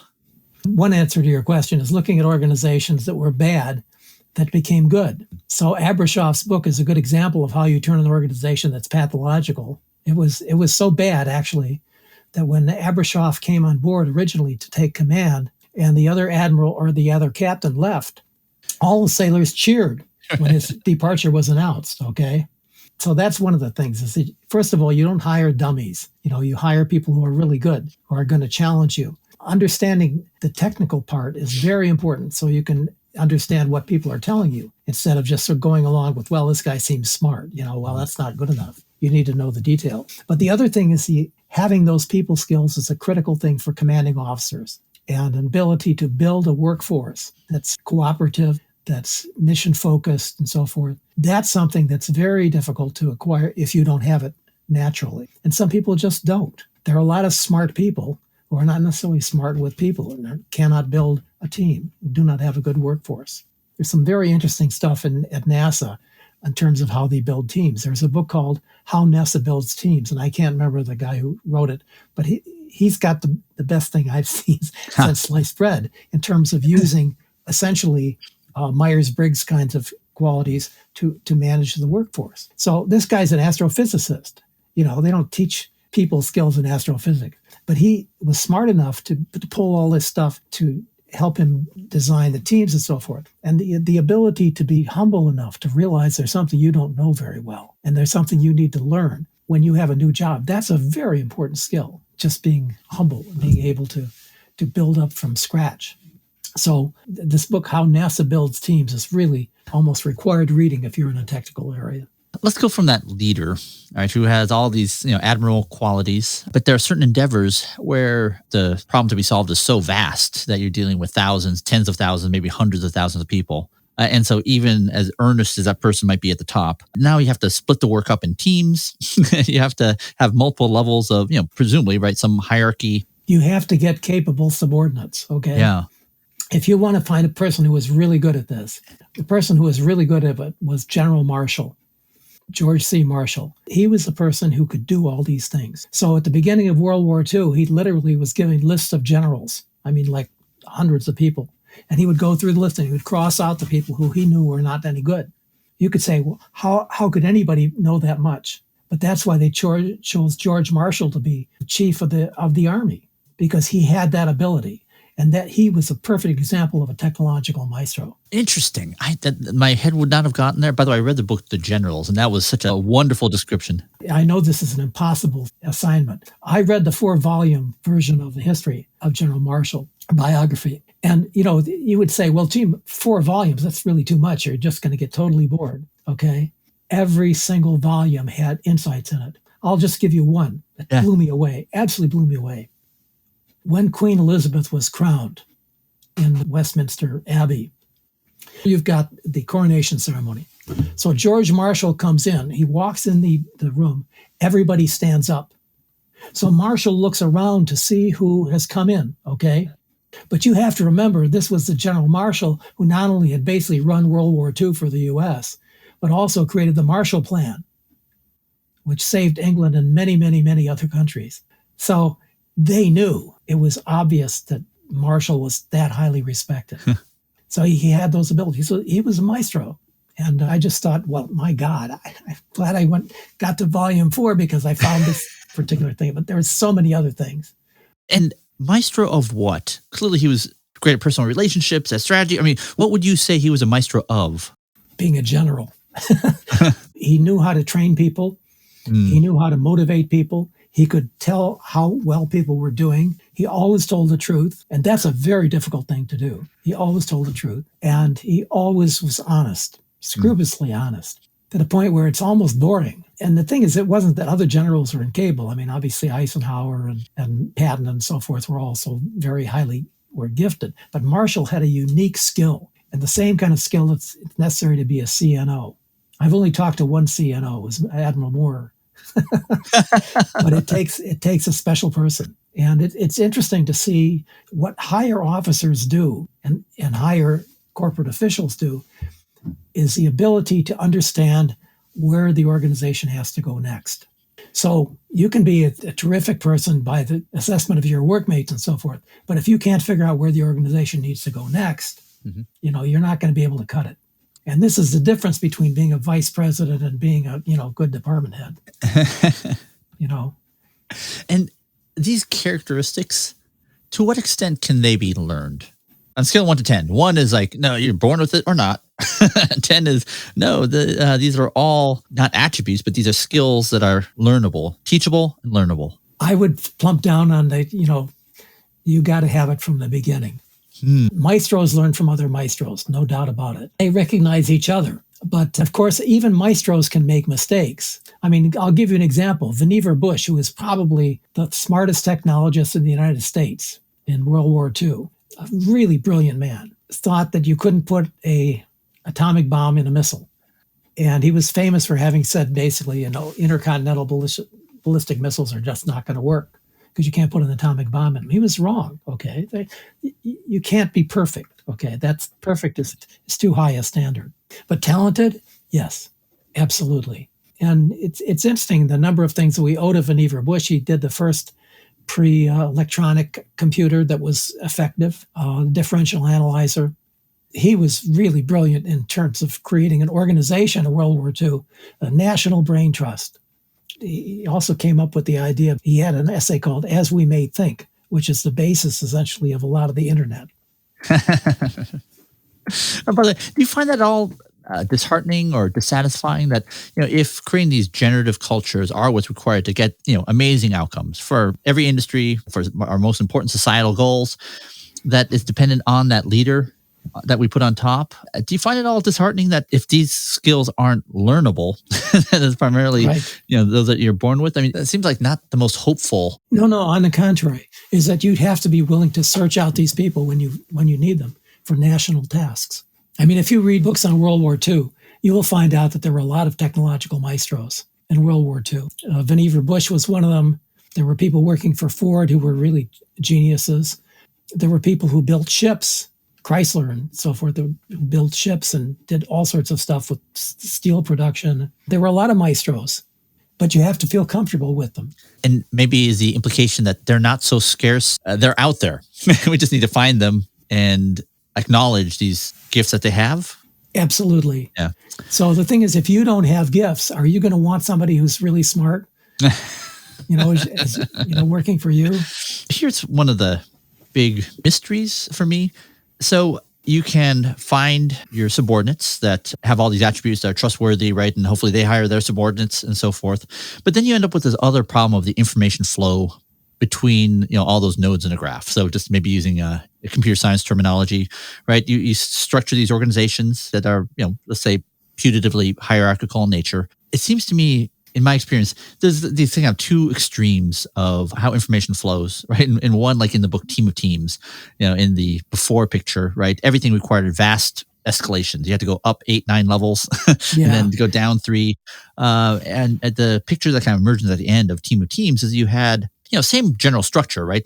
Navy SEALs still report to the Secretary of the Navy, Army Rangers still report to the Secretary of the Army. But you had these kind of very intense, frequent information flows across the mid-level leadership of all these service arms. Yes. So how do you, as a leader, take all those things that you talked about, but then it doesn't end at, N-1. You have to go all the way down and make sure that those information flows exist. So what does that look like? What you do is you build a community of good judgment. Okay, a community of good judgment is when everybody in the community recognizes who's got the good judgment. And that's the person you turn to when you make a decision. It takes cultivation. This is one of the things I mentioned in the China Lake book later on in the book, is building a community of good judgment is what China Lake did. Everybody knew who was expert at what. And when you needed somebody who needed to have this expertise, you went to him. And some of them were, frankly, offensive people. One of the guys said to me, I didn't mind being, humiliated by such and such a person because he really knew what he was doing. Okay? If you've got a community of good judgment, you're willing to turn to whoever has the expertise. And that person may be somewhat lower in the organization than you, and maybe in a different department, but you go to that person. This is why the Mayo Clinic, this is going to be in my book on information flow, the Mayo Clinic is such an amazing place because people understand that they don't have all the facts to solve whatever the problem is. They know who to turn to get those facts. And Mayo has basically institutionalized a willingness to ask other people. I read that really thick history of Mayo Clinic, but that's the deal, is that if you have information, you go to the person who's got it, okay? And that's the typical thing about generative organizations, because it's, there's no shame in asking for the information you don't have. And what does a leader do to reinforce that from, 8 levels up? It doesn't matter how many levels there are. What happens is people watch what the leader does, and they do the things that the leader rewards. If you reward expertise, if you reward competence, people will notice that. If you reward flunkies, I don't have to go very far in recent experience to come up with an example, which I'm not going to mention. But the thing is that if you want the best people, you'll get the best people, but you have to want the best people. Can you give me some examples of behaviors and ways that leaders reward expertise and competence? Well, first of all, the good leaders are honest. So if somebody does something, they get a reward for it. In organizations where the leader isn't honest, somebody else who didn't do it will get a reward for it. All right? That destroys your sense of organizational justice. When the wrong person gets recognized for something. And it shows that the people on top don't know what's going on. I worked for General Motors briefly, and I talked to people at Lotus, which was a subdivision of General Motors. And they said that when we got to Detroit, we were really impressed because of the presentations they did. We were a lot less impressed when we figured out what was behind those presentations. And that's the deal, is that when people have the expertise, it is recognized by other people. And if you have a community of good judgment, expertise will be valued. It isn't a matter of how often you sort of brown nose it with the boss. It's a function is, do you know the stuff? Well, if you don't, then you don't belong there. Yeah. And people are quick to find out and quick to judge you on the basis of who you pick. I remember one organization where everybody was waiting for the new CEO to be chosen. And they thought, once we get a new CEO, everything will be wonderful. So I remember the first day that the new CEO came on board. So his COO basically was Darth Vader. Okay? And I just knew that basically my time in the organization was going to be cut short because Darth Vader was not going to allow me to do it. Just a brief aside, you've mentioned the role of CNO a couple of times, and it seems like you're attaching a special quality or stature to that. Can you just maybe talk a little bit about what it is that you're ascribing to CNO? It certainly sounds like respect for the people who have been in that CNO position or something like that. Well, good CNOs are basically technological maestros. They know how to manage a big organization. And you mentioned lots and lots of people. Well, hey, CNO has got what? 300,000 Yeah. Something like that. Okay.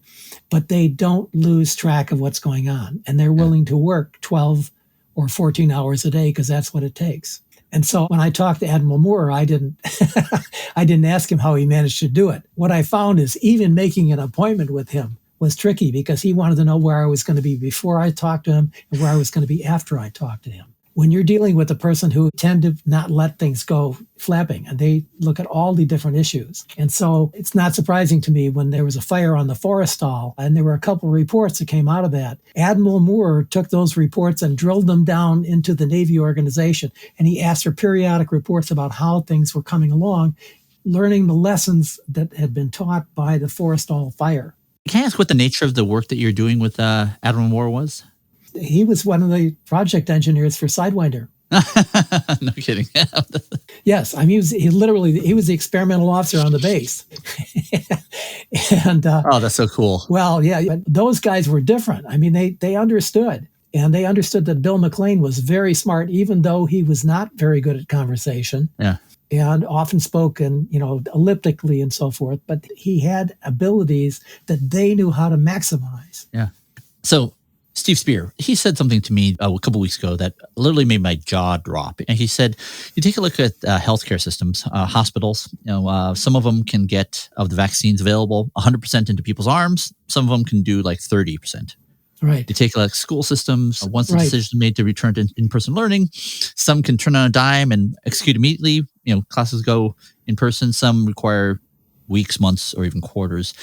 And he said both of those measures are probably an interesting proxy for to what degree those organizations are able to learn, adapt, have these kind of generative capabilities to achieve the mission.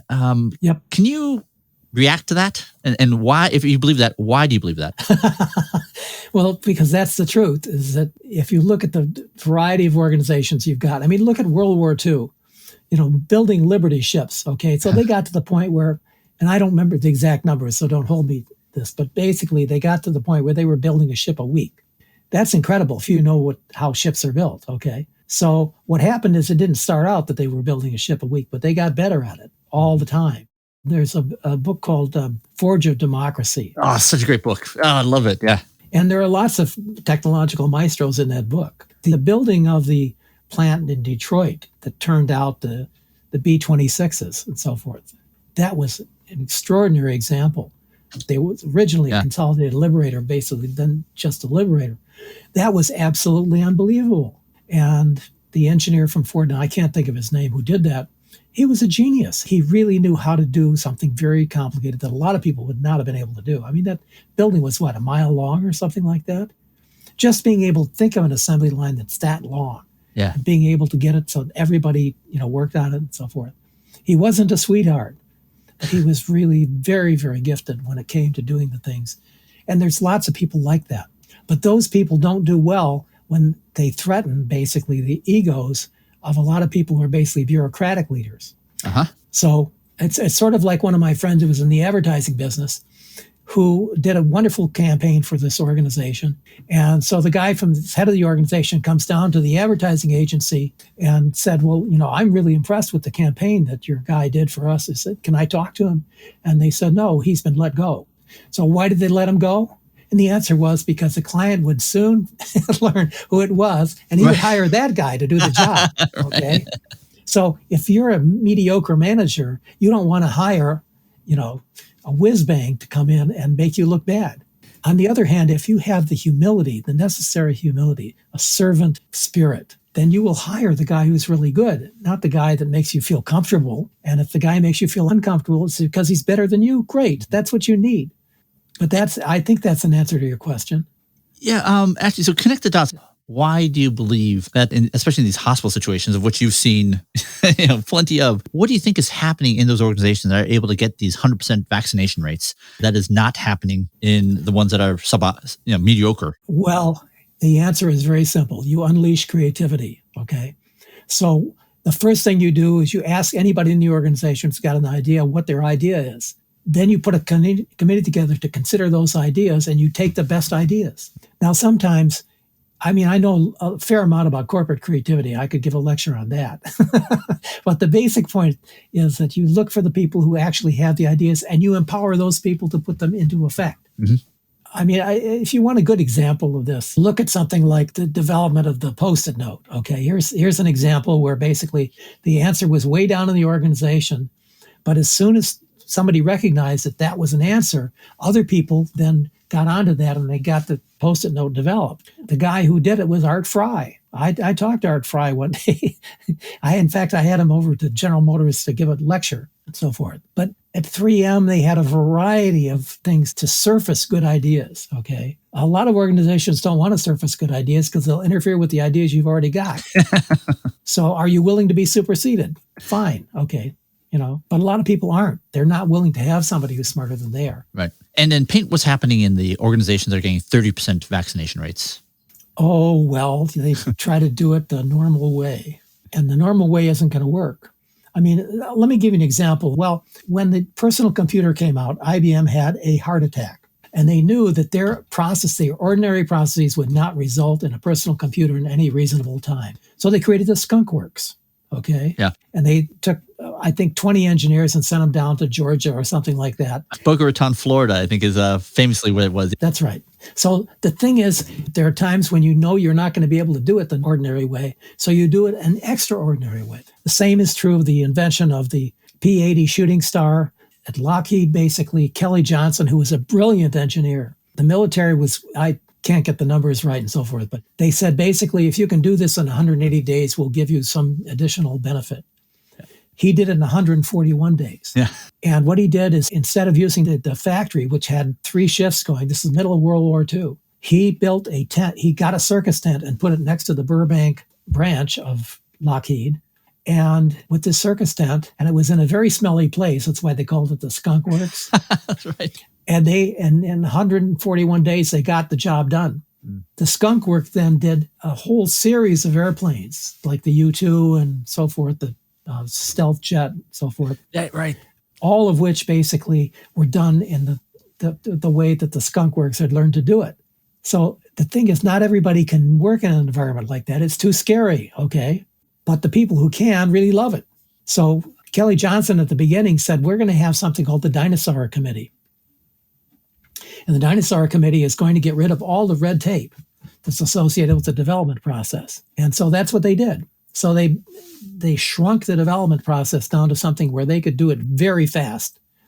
But you had to have something like a Dinosaur Committee to get rid of all these stupid rules. Yeah. I was so delighted that you cited the Skunk Works book in the Sidewinder book. That was so fun to see. So when something goes wrong in complex systems, what should ideally happen? In the VW emission scandal, where there was a large-scale fraud happening, an engineer was held responsible for the firmware changes. It was sent to, was imprisoned. Equifax breach, the former CEO of the Equifax, Richard Smith, said it was a result of human error and a technical failure, and said it was a security engineer's fault. Baloney. Yeah, right. So something very dissatisfying about that. Look at Wells Fargo, okay? And so you've got a system where basically the people on top decided to put pressure on the people below. People below were forced to do things that they didn't believe in, or they were fired. If you create a pathological environment like that, that's what's going to happen. You have to be willing to stand up for standards. When you look at who is being identified as the problem, right? It's a vast distance away from the leader of the organization. Like as an academic, if you're brought in as a consultant, I mean, what would be, your advice to the people who mattered, like in a just world? Like, how ideally would you want those failures happen? Oh, I can tell you the answer to that. Okay. Oh, great. It's not pretty. So you get hired to go do something for Organization X. About 10 days after you got there, you discover it's the boss. The boss is the problem, but the boss is the one that signs your paycheck. So what do? Do you tell them the truth? I'll tell you an interesting story. I was approached by somebody from the energy department, and he said, we would like you to come down to the energy department and give a lecture on this, your schema. I said, fine, I'd be delighted to do that. A week later, he calls back and he says, we can't do that. And I said, why not? And he said, well, because the people down here, once they look at your chart, they'll realize they're all pathological. So that never happened. And how would you directly answer the question? Like, when kind of these high profile incidents occur, right? And blame is assigned to, an engineer.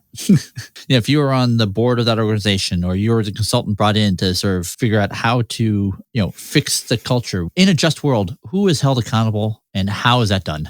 If it was a Japanese organization, it would be the head. Yeah. That would be held accountable. And I say this remembering that I got called up one day by the head of a Japanese nuclear reactor.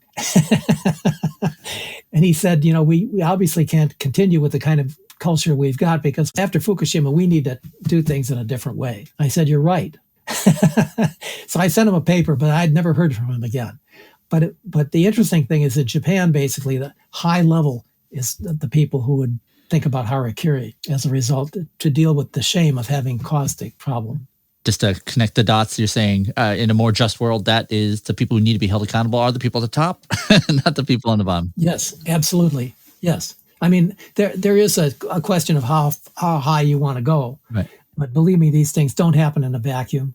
Right. And the whole idea about having a corporate culture is that you have a sense of responsibility. And Eugene Kranz, the reason that he took the Apollo 1 incident so seriously is he personally felt responsible for having screwed up. And he was not the nearest person to the action. But he writes in his book, he wrote on the blackboard, he said, we will be accountable for everything from now on without fail. We will not have this happen again. Right. And so when Apollo 13 came along, he took personal responsibility for seeing that those astronauts got back safely. So good. I was rereading your paper, The Study of Information Flow, A Personal Journey. Yeah. And you ended with, I thought, a very remarkable statement. You said, in summing up, culture is no longer neglected. Information flow is, of course, only one issue among many in safety culture, but I feel it is a royal road to understanding much else. And I just want to make explicit something that I believe with conviction, like moral certainty levels, that there's so much that's talked about in the last 50 years, whether it's innovation cultures or safety culture, Dan Pink's work around autonomy and mastery, learning organizations, MIT beer game, psychological safety, right? All these things. I feel like that and your work are all pieces of a whole. That it is something very important as we look at the close of 100 years of management methods based on things like Taylorism and so forth. That this is really what's needed to succeed and to win in the marketplace that is increasingly needs innovation, adaptability, and so forth. To what extent does that sort of resonate with you? One is, not at all. I should have we even been having the same conversation? 10 is like, no, that's kind of what you meant by part of a royal road to understanding much else. Yeah, I think the truth is that, as I say in the paper, basically, information flow is, first of all, something that is part of the organization's nervous system. If it's not working, the organization's not going to work very well. But second of all, it's also an indicator of the kind of management that you've got. You have trust and confidence in organizations where the manager is competent, cares about his or her people, and is doing a good job. And if you have a culture that basically is very sound culturally, it doesn't guarantee success, but it is probably one of the things that you're not going to have success without. So you need to have a culture that is supportive, is going to basically do the job. And I think we need to realize that, culture may be a sort of flimsy concept, in terms of how we think about things. But that's because we don't understand how important it is. And, it's as you say, that, if you look at hospitals, they're the ones that can turn on a dime, and the other ones that, basically they're lucky if they get half of their vaccines used. This is so great. So I always end with, how do people reach you? And is there something that you're interested in having people reach you about? I'm always interested in hearing from people who are trying to solve real problems in real organizations. And you can contact me at AOL. It's ronwestrum@aol.com. And I would be delighted to respond to people to the extent that I can about this stuff. And obviously, I've written a lot of books and things like that, and those are out there. But I think, I'm very interested in hearing about this stuff. If you send it to Eastern Michigan University at the moment, it's shut down, so I won't get it. But if you send it to ronwestrum@aol.com, it'll get to me. I want to close by saying just how elated that you were even willing to talk and that you were able to spend nearly 2 hours with me. And I cannot tell you how much I've learned from this. I just want to say how grateful I am for everything that you've done in the past and being able to spend this time with me. So thank you so much. It is a great honor, Gene. Thank you. Holy cow, I hope you learned as much as I did in this interview. In fact, I found myself with so many questions that I asked Dr. Ron Westrum if he'd be willing to do a second interview, and that is coming up next. I asked him about why he thinks generative cultures are more important now than it was, say, 100 years ago. His incredible observations on the ever-increasing number of functional specialties and just how long that's been going on. The challenges that arise from having matrix organizations and tools to overcome them, and more about the book he's currently working on information flow. See you then.